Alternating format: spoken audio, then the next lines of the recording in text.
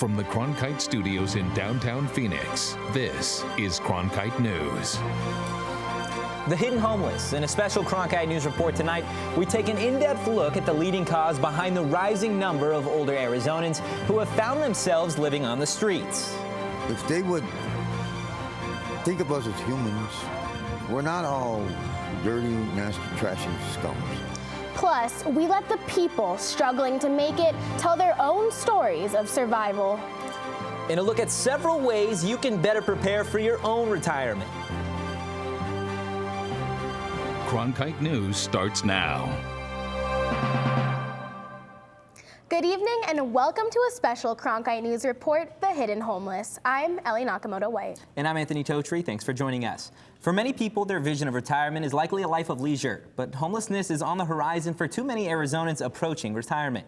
Tonight, we'll introduce you to people just like you who never imagined they'd be living on the streets, and then we'll discuss ways you can avoid ending up in a similar situation after retirement. Up first, Cronkite News reporter Jenna Iannone shows us the surprising statistics.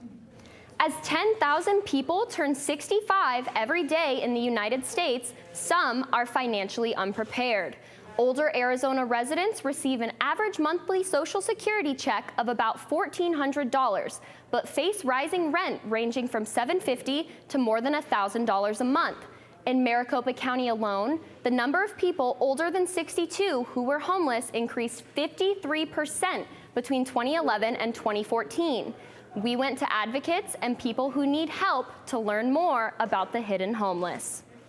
I've never homeless before in my life. I've always had jobs, and I didn't realize how bad the situation was till I seen it, but I never paid any attention until I got over 6 years old, and I started seeing things a little bit differently. 75-year-old Viola Campbell is like many people who expected a decent life in retirement. Instead, the widow was battered by rising housing costs in California and too little income. She ended up at Justice Center here in Phoenix, a nonprofit that serves people 55 and older who are homeless. We will have 50% of the seniors who are in danger of becoming homeless. After working most of their lives, the reality of rising costs for rent, medical needs, and food soon set in for many older Arizonans. The average Arizonan who receives Social Security, their average Social Security check is a little over $1,400 a month. So there's a lot of reasons why people are all of a sudden confronted with potentially being homeless or at the risk of losing their house. Justice Center's director says that we need to remember that older people who are homeless could be your parent, your grandparent, or even you. Something doesn't matter to you until it affects someone you love. Many people may not know of the hidden homeless, but some advocates have been aware for several years. A 2015 Department of Economic Security report delivered this warning. Existing systems and policy must adjust to the upcoming surge of people aged 62 and over that will soon flood existing resources and challenge old methods of assisting the homeless. Justice Center's director says government and business leaders are failing older Arizonans who are homeless or at risk of being so. There's a shortage of affordable housing, and by affordable, I don't mean subsidized or publicly held. It's housing that the working poor, the elderly, those of us that don't make a lot of money can move into and have a good community to come home to. It's also difficult for some people to get medical or financial benefits because they've lost the necessary government IDs, like driver's licenses and birth certificates. Yeah, I'm ashamed that I'm homeless. And I'm ashamed that I'm not important enough that somebody will let me have my birth certificate. I don't know. It's not right. Attorney Ernest Shaver provides pro bono legal counsel to Justice Center, and he says that clients just want to be treated well. I've had people, actually in tears saying, "Why are you so nice?" And all I've done is sit there and listen to them for 15 minutes and hear them out. Campbell has just one request for those who may judge people in her situation. Treat me like a human being. Emily Dean and I spent a lot of time speaking with people experiencing homelessness, and we got to sit down and hear their experiences and how they reached where they are today. Yes, a lot of the stories we heard were eye-opening to this growing issue and really put into perspective that this could happen to anyone. I have kids, I have grandkids. I grew up here. I paid taxes my whole life. When my husband and me got thrown out for our apartment, we were outside in the alley. We were there for a while. Then one morning I woke up, he was dead from being depressed because we were homeless.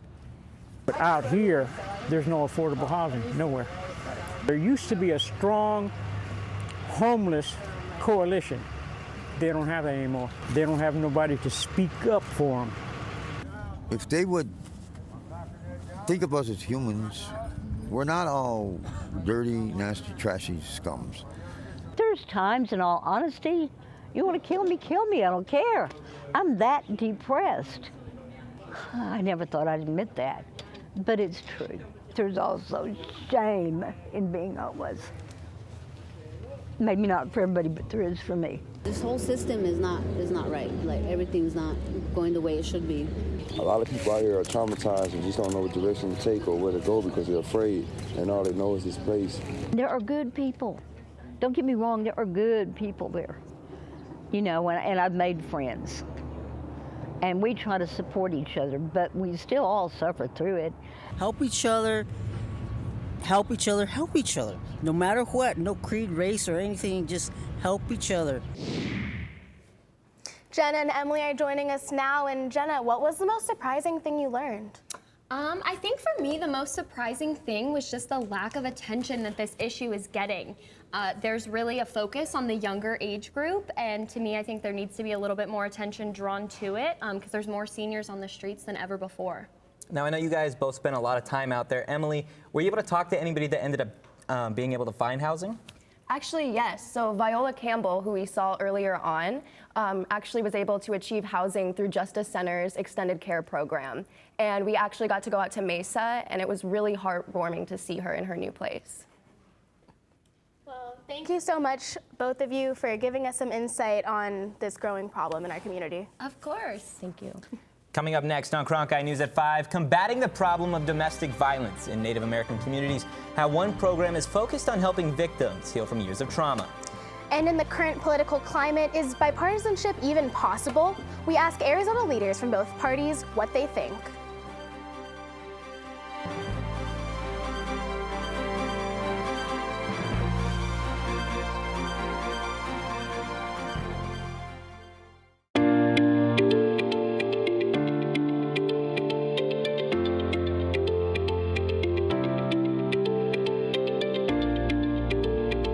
The weather around Phoenix is just beautiful today. Let's take a look at the weather around the valley. Thank you for joining us for the special edition of Cronkite News. Here are the top stories that we're tracking today at noon. Some of the best players for their program.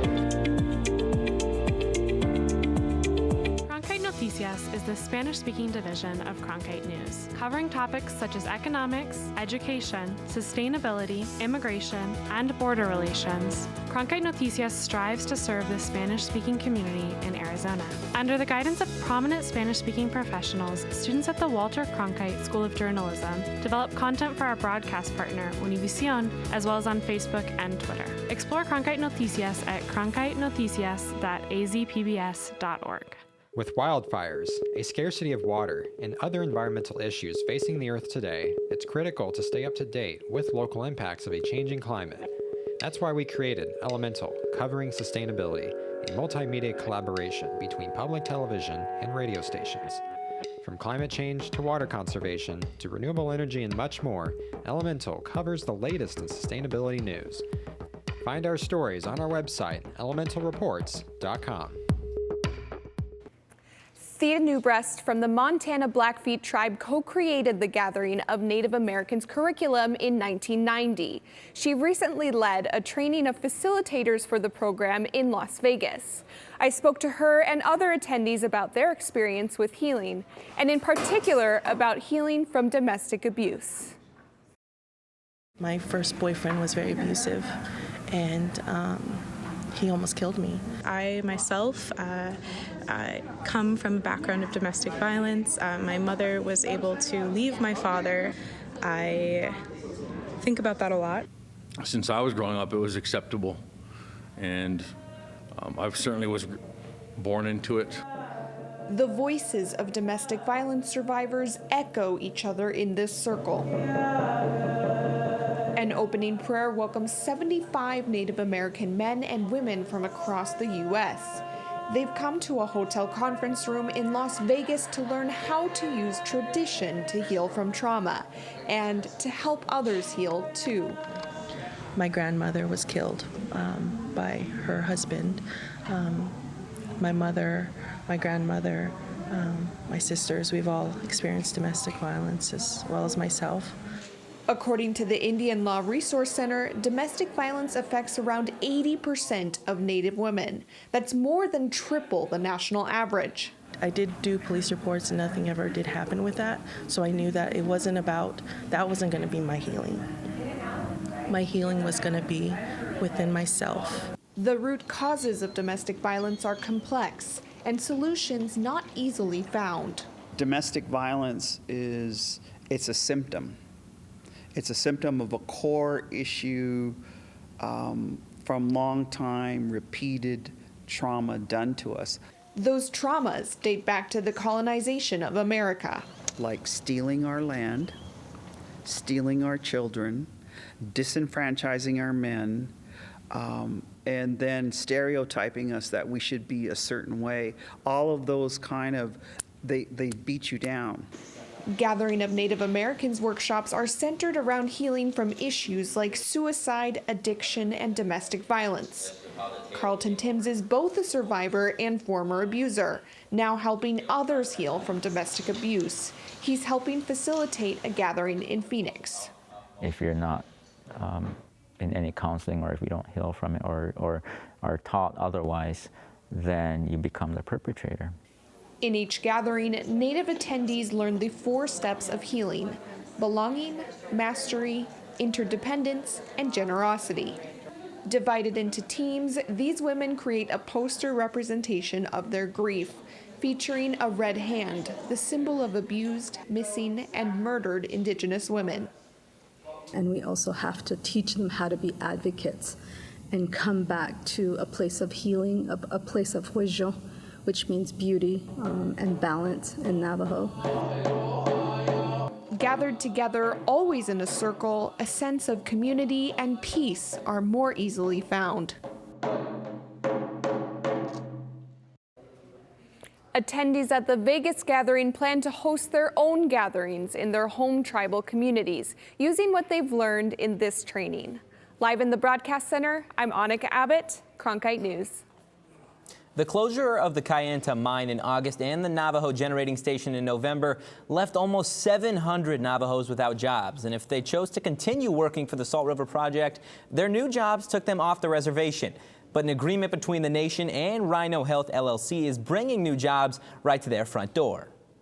A new latex glove factory is being built on the Navajo Nation in Church Rock, New Mexico. Phase 1 of the project, a nitrile glove manufacturing plant, is already in the works. Only Navajo labor will be used to construct Phase 2, which is a manufacturing and warehouse facility. It can't fully replace the number of jobs lost in the closure of the generating station and the mine, but Navajo Nation President Jonathan Nez hopes it starts a cycle of dollars the nation isn't currently seeing.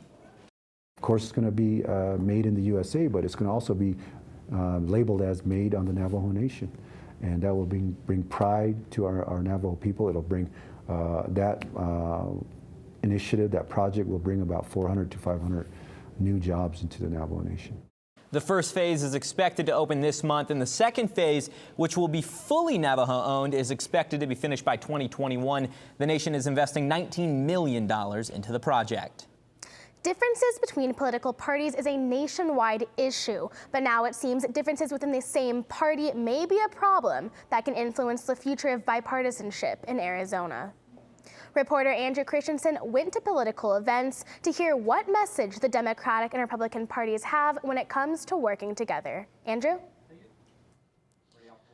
Over the past few months, I got the opportunity to speak with political leaders from Arizona that weighed in on issues like the Constitution, immigration, and other sources of reform. But what tied all these issues together was whether they believe that bipartisanship is possible in this current political climate.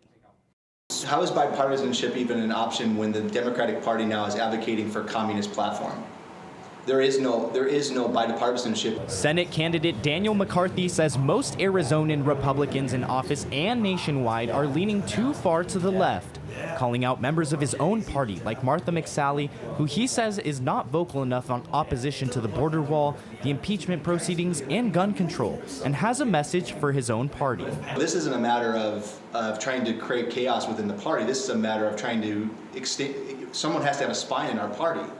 However, Arizona Republican Party leader Kelly Ward has a different view, saying that she's working very hard on unifying the Republican Party. Under my leadership, I am striving to make sure that all Republicans have a voice and have a vote in what goes on inside our party. But it's not only Republicans dealing with divisiveness. Earlier this year, the Arizona Democratic Party attempted to censure Senator Kyrsten Sinema for not voting along party lines. However, other Democrats in office like Katie Hobbs believe that bipartisanship in Arizona is possible, and says she tries not to take a partisan approach in her office. I have a track record in the legislature of working across the aisle. My freshman year, when Democrats were in a super minority, I had 2 bills passed and signed by Governor Brewer. So I think it is possible. Others in office like Republican Congressman Andy Biggs says that he's friends with Sinema, but they don't agree on some policies. He urged students at Campo Verde High School in Gilbert to be respectful towards people with different views, and said, quote, "Politics has a home for everyone." You got to have the courage of your convictions to stand up there and be proud of who you are and what you believe in. Because every one of you has value, every one of you has an opinion, and if it's an informed opinion, you can withstand darn near anything. According to Mike Noble, the chief of research at OH Predictive Insights, the party that is not in power is usually more united because it has more motivation to win, a trend seen in every election. Politics I would best describe as like a pendulum, is that it kind of goes back and forth as it sways. And so right now with the Republicans controlling the Senate and of course the presidency, and you also have a very maybe controversial president, you see that, you know, folks on the other side I think are very motivated, and you could easily see it from the impeachment proceedings right now that's going on. According to a poll conducted by OH Predictive Insights, 17% of Republican voters don't know who they'll vote for in the 2020 election, while only 8% of Democrats don't know. But both parties are alienating independent voters and sticking to their party beliefs. We haven't seen them really changing their platform, but again, I think they'd be wise to look at the numbers. Despite differences in parties, issues like veterans benefits have been common ground between Senators Martha McSally and Kyrsten Sinema. They also work together to introduce the Drought Resiliency and Water Supply Infrastructure Act. In the control room, Andrew Christensen, Cronkite News. World leaders are meeting in Spain today and into next week for United Nations Climate Conference. They're discussing the next steps in the Paris Climate Agreement from 2015. This agreement set up standards for how countries will measure and report the ways that they cut back on greenhouse gas emissions. All around the state, youth are participating in climate strikes. We talked to one of the leaders here in Arizona to find out what they hope to accomplish. Strike is to kind of stress the need for city action as opposed to state action. And one thing we want is all cities to declare a climate emergency and have a climate action plan. And Phoenix's is currently lacking. It's very, very outdated. It's from like 2007. So we're asking them today to update it to include new demands, new needs, because the city's changed.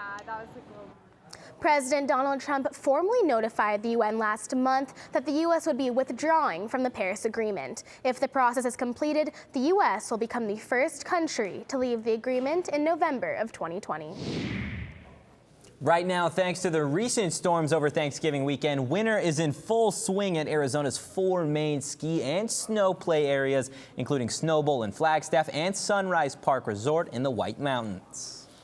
And now we have our Ricky Cornish standing by to let us know what we're expecting for this upcoming holiday season. Ricky? Yeah, this upcoming holiday season is definitely going to be a chilly one, but here in Phoenix, it's not going to be as extreme as it is up in Snowbowl. If we actually take a look at the southwest region of the country, right now in 72 degrees in Phoenix, Arizona, it's going to be nice and hot. And we're looking at similar temperatures throughout this week's forecast. But if we even take a look around the country, I mean, 60 degrees as a high in Vegas, that's pretty chilly, especially because they're in the desert as well. But as you go north, 43 degrees over in Denver, but still down here, 72 degrees in Tucson. So here in Arizona, we're staying pretty warm. Now, if you want to look at your temperatures for the rest of the night. We may be dipping into the lower 60s, around 62 as a high at 9 p.m., but overall, definitely not as cold as you might expect. So maybe bring out a light jacket, and if you're going through across the whole valley, especially for tomorrow, highs of low 70s. So definitely nothing to be concerned about. A light jacket is really all you need. Now, if you want to look at some fun events happening this weekend and tonight, I have you covered. Starting tonight, we have First Friday just out in Roosevelt Row in downtown Phoenix. Definitely going to be a fun event for all friends and family. And then, to talk about holiday season, we have Christmas movies happening out at Scottsdale Quarter. Tonight is Elf, a holiday classic. And then, of course, you guys need to go check out Lights of the World. It's one of the biggest light shows in the entire country, and it's happening right on McDowell Road at the Arizona Fairgrounds. Now, if you want to look at the forecast for this weekend and the rest of your week, a high tomorrow of 72 degrees. Sunday and Monday, we are looking a little bit chilly, so a high of 65. But if you take a look at the rest of the week,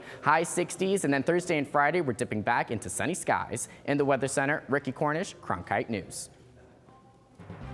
For many of us, the holiday season is all about giving. When we come back, I'll show you what one Valley nonprofit group is doing to bring holiday cheer to families in need.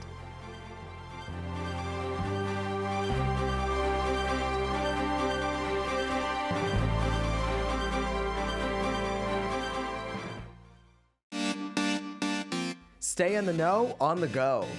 At Cronkite News, we work hard to report the facts and keep you updated, whether we're on set or on the scene. Taking it from the studio to the field. So I'm here in South Phoenix. In Phoenix, we're just a click away. Follow us on Facebook and Twitter, or find us online at cronkitenews.azpbs.org.